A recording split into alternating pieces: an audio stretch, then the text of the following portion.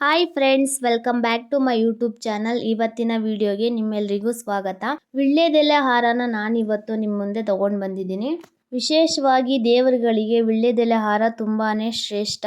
ಆದ್ದರಿಂದ ನಾವು ಅನ್ಕೊತಾ ಇರ್ತೀವಿ ನಾವು ಮಾಡಬೇಕು ಅಂತ, ಆದರೆ ನಮಗೆ ಗೊತ್ತಿರಲ್ಲ. ಸೊ ಸಿಂಪಲ್ ಆಗಿ ಕಡಿಮೆ ಸಮಯದಿಂದ ಮನೆಯಲ್ಲೇ ಈ ರೀತಿಯಾಗಿ ವಿಳ್ಯೆದೆಲೆ ಹೇಗೆ ಮಾಡೋದು ಅನ್ನೋದು ತೋರಿಸ್ಕೊಡ್ತೀನಿ, ಬನ್ನಿ.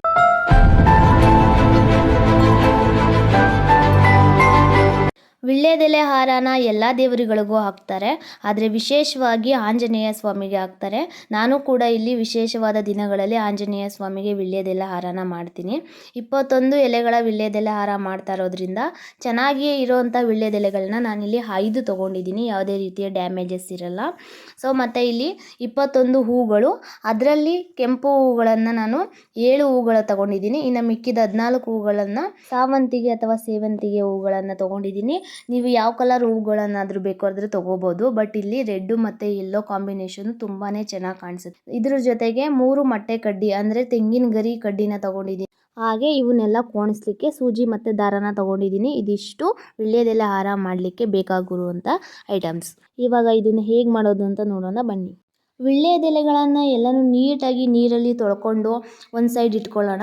ಸೊ ಒಂದು ಎಲೆನ ಇವಾಗ ತೊಗೊಂಡು ತೋರಿಸ್ತಾ ಇದ್ದೀನಿ ನೋಡಿ. ಈ ರೀತಿಯಾಗಿ ನಾವು ಅದರ ತಲೆ ಭಾಗನ ಮಡಚಿ ತೆಂಗಿನ ಗರಿ ಕಡ್ಡಿನಲ್ಲಿ ಅದನ್ನು ಲಾಕ್ ಮಾಡಬೇಕು. ನಾವು ತೋರಣನ ಬಾಗಿಲಿಗೆ ಯಾವ ರೀತಿ ಕಟ್ತೀವೋ ಅದೇ ರೀತಿ ಇದು ಕೂಡ ಮಾಡೋದು. ಈ ರೀತಿ ಲಾಕ್ ಮಾಡೋದ್ರಿಂದ ಎಲೆ ಕಿತ್ತೋಗಲ್ಲ. ಹಾಗೆ ಹೂವು ಕೋಣಿಸ್ಬೇಕಾದ್ರೂ ಕೂಡ ಕರೆಕ್ಟಾಗಿ ಫಿಟ್ಟಾಗಿ ಕೂತ್ಕೊಳ್ಳುತ್ತೆ, ಲುಕ್ಕು ಚೆನ್ನಾಗಿ ಕಾಣಿಸುತ್ತೆ. ಈ ರೀತಿ ಲಾಕ್ ಮಾಡಿರೋ ಎಲೆ ಮಧ್ಯ ಒಂದು ಹೂವನ್ನು ಇಟ್ಟು ಸೂಜಿ ಮತ್ತು ದಾರದಲ್ಲಿ ಇದನ್ನು ಕಟ್ಟಬೇಕು. ಸೂಜಿ ಮತ್ತು ದಾರದಲ್ಲಿ ಕಟ್ಟೋದ್ರಿಂದ ಇನ್ನೂ ಬಿಗಿಯಾಗಿ ಕೂತ್ಕೊಳ್ಳುತ್ತೆ.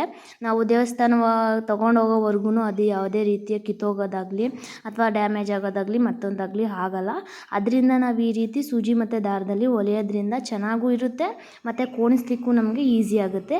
ನೋಡಿ, ಈ ರೀತಿಯಾಗಿ ನೀಟಾಗಿ ನಾವು ಲಾಕ್ ಮಾಡಿಕೊಂಡ್ರೆ ತುಂಬಾ ಚೆನ್ನಾಗಿರುತ್ತೆ. ಆಂಜನೇಯ ಸ್ವಾಮಿಗೆ ಏನಕ್ಕೆ ಈ ವಿಳ್ಯೆದೆಲೆ ಹಾರ ತುಂಬ ಶ್ರೇಷ್ಠ ಅಂತ ಹೇಳೋದಾದರೆ, ರಾಮಾಯಣದಲ್ಲಿ ರಾವಣ ಸೀತಾಮಾತೆಯನ್ನು ಅಪಹರಿಸಿ ಲಂಕೆಗೆ ಕರ್ಕೊಂಡೋಗಿರ್ತಕ್ಕಂಥ ಸಂದರ್ಭದಲ್ಲಿ ಶ್ರೀರಾಮನ ಸಂದೇಶವೊಂದನ್ನು ಹನುಮಂತ ಸೀತಾಮಾತೆ ದೇವಿಗೆ ತಿಳಿಸ್ಬೇಕಾಗಿರುತ್ತೆ.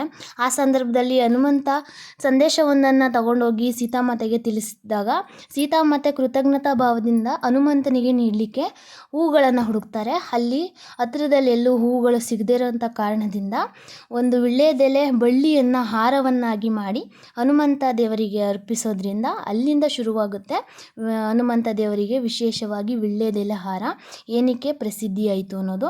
ಸೊ ಅದರಿಂದ ನಾವು ಹನುಮಂತ ದೇವರಿಗೆ ಈ ರೀತಿ ವಿಳ್ಯೆದೆಲೆ ಹಾರ ಮಾಡಿ ಹಾಕೋದ್ರಿಂದ ನಮ್ಮ ಸಂಕಲ್ಪಗಳಾಗಲಿ ಅಥವಾ ನಮ್ಮ ಹರಕೆಗಳಾಗಲಿ ನಮ್ಮ ಕೋರಿಕೆಗಳಾಗಲಿ ನೆರವೇರುತ್ತೆ ಅನ್ನೋದು ಒಂದು ವಾಡಿಕೆ.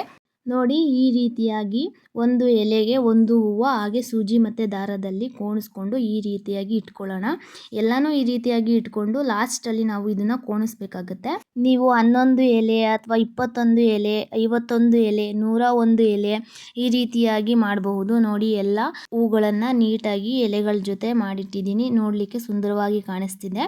ಇವಾಗ ನಾವು ಎಲೆ ಮತ್ತು ಹೂವನ್ನು ಈ ದಾರದಲ್ಲಿ ಕೋಣಿಸ್ಕೊಬೇಕಾಗುತ್ತೆ. ಒಂದು ದಾರನ ನಿಮಗೆ ಅಂದಾಜು ಮೇಲೆ ಎಷ್ಟುದ್ದ ಬೇಕೋ ಅಷ್ಟುದ್ದ ದಾರನ ಕೋಣಿಸ್ಕೊಂಡು ಒಂದೇ ದಾರದಲ್ಲಿ ನೀವು ಈ ರೀತಿ ಕೋಣಿಸ್ಕೊಬೇಕು. ಮಧ್ಯದಲ್ಲಿ ದಾರ ಖಾಲಿ ಆದಮೇಲೆ ನಾಟ್ ಮಾಡ್ಕೊಳ್ಳೋಣ ಅಂದಾಗ ಕಿತ್ತೋಗ್ಬಿಡುತ್ತೆ. ಅದರಿಂದ ಒಂದೇ ಸತಿ ಒಂದು ಅಂದಾಜು ಮೇಲೆ ಹೆಚ್ಚಾದರೂ ಪರವಾಗಿಲ್ಲ, ಸ್ವಲ್ಪ ದಾರನ ಬಿಟ್ಕೊಂಡು ಈ ರೀತಿಯಾಗಿ ಆ ಸೂಜಿ ಮತ್ತು ದಾರದಲ್ಲಿ ಹೇಗೆ ನಾವು ತಳಿರು ತೋರಣನ ಕಟ್ತೀವೋ ಅದೇ ರೀತಿಯಾಗಿ ನಾನು ಕೋಣಿಸ್ಕೊತಾ ಹೋಗ್ತೀನಿ. ನೋಡಿ, ಇನ್ನು ಆಂಜನೇಯ ಸ್ವಾಮಿಗೆ ಯಾವ ದಿನಗಳಲ್ಲಿ ವಿಳ್ಯೆದೆಲೆ ಹಾರನ ಅರ್ಪಿಸೋದ್ರಿಂದ ಒಳಿತಾಗುತ್ತೆ ಅಂತ ಹೇಳೋದಾದರೆ, ಆಂಜನೇಯ ಸ್ವಾಮಿಯ ವಾರ ಬಂದು ಶನಿವಾರ ಮತ್ತು ಮಂಗಳವಾರ. ಈ ಶನಿವಾರ ಅಥವಾ ಮಂಗಳವಾರ ನೀವು ಈ ವಿಳ್ಯೆದೆಲೆ ಹಾರನ ಅರ್ಪಿಸೋದು ತುಂಬಾ ಒಳ್ಳೆಯದು. ಹಾಗೆ ಹುಣ್ಣಿಮೆ ಅಮಾವಾಸ್ಯೆ ದಿನಗಳಲ್ಲಿ ಕೂಡ ಅರ್ಪಿಸ್ಬೋದು. ಹನುಮ ಜಯಂತಿ, ಶ್ರೀರಾಮನವಮಿ ಈ ರೀತಿ ದಿನಗಳಲ್ಲಿ ಕೂಡ ಅರ್ಪಿಸೋದ್ರಿಂದ ತುಂಬಾ ಶ್ರೇಷ್ಠ. ನಿಮ್ಮದು ಹುಟ್ಟಿದ ಹಬ್ಬ, ಆ್ಯನಿವರ್ಸರಿ ಈ ಥರ ದಿನಗಳಲ್ಲೂ ನೀವು ದೇವಸ್ಥಾನಕ್ಕೆ ಭೇಟಿ ಕೊಡ್ತೀರಾ. ಆ ಸಂದರ್ಭದಲ್ಲೂ ನೀವು ಅರ್ಪಿಸಿ ನಿಮ್ಮ ಕೋರಿಕೆಗಳು, ಬೇಡಿಕೆಗಳು ಅಥವಾ ನಿಮ್ಮ ಒಳಿತುಗಳನ್ನು ಕೇಳ್ಕೊಳ್ಳೋದ್ರಿಂದ ತುಂಬಾ ಒಳ್ಳೆಯದು.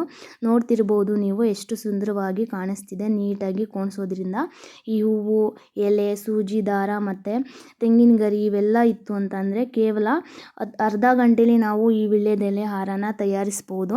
ನೋಡಿದ್ರಲ್ಲ ಎಷ್ಟು ಸುಂದರವಾಗಿ ಕಾಣಿಸ್ತಿದೆ ವೀಕ್ಷಕರೇ. ಇದೇ ರೀತಿಯಾಗಿ ನೀವು ಕೂಡ ಮನೆಯಲ್ಲಿ ಮಾಡಿ ವಿಳ್ಯೆದೆಲೆ ಹಾರನ ಅರ್ಪಿಸಬೇಕು ಅಂತ ಸಂಕಲ್ಪ ಇರೋರು ಅರ್ಪಿಸೋದ್ರಿಂದ ತುಂಬಾ ಒಳ್ಳೆಯದಾಗುತ್ತೆ. ಈ ವಿಡಿಯೋ ನಿಮಗೆ ತುಂಬಾ ಯೂಸ್ಫುಲ್ ಆಗಿದೆ ಅಂತ ಭಾವಿಸ್ತೀನಿ. ಹೆಚ್ಚಿನ ವಿಡಿಯೋಗಾಗಿ ನನ್ನ ಚಾನಲ್ನ ಸಬ್ಸ್ಕ್ರೈಬ್ ಮಾಡಿ. Thank you.